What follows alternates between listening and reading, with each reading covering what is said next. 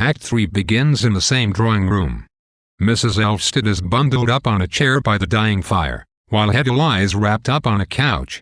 Bert enters, startling Mrs. Elvsted, who hasn't been able to sleep. Bert is bearing a letter, but it is for Tesman *. Mrs. Elvsted is very anxious. Bert's exit wakes Hedda. Hedda tells Mrs. Elvsted that the men are no doubt staying the night at the judge's house and that Illard is no doubt reading to Tesman, with vine leaves in his hair. Mrs. Elvsted goes to Hedda's room to try to sleep.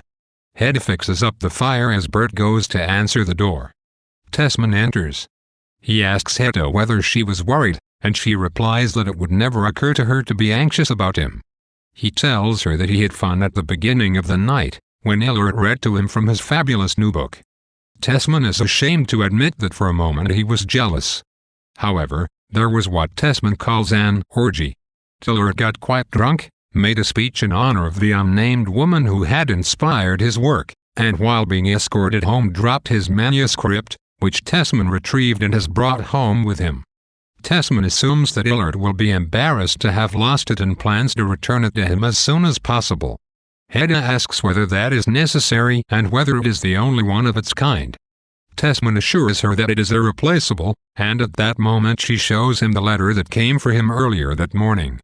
It is from Aunt Jewel, saying that Aunt Rena is dying and that Tesman must come as quickly as he can. At the beginning of Act 3, it is clear that something has gone wrong. The women have been up all night.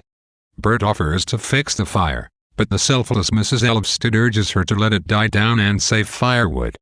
However, when Hedda awakes she demands that the fire be brought back to life.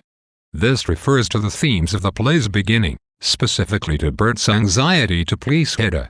Yet at the same time, much has happened since the beginning of the play. At the beginning of Act 3, one wonders if the climax of the play has been reached, offstage, at Brack's stag party. The matter of Illard's manuscript is a curious one.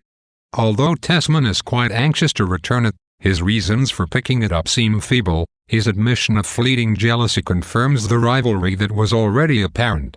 This scene also evinces Tesman's bookishness, as he characterizes as the highlight of the party the moments when he was being read to by Illard and nervously refers to the rest of the evening as an orgy.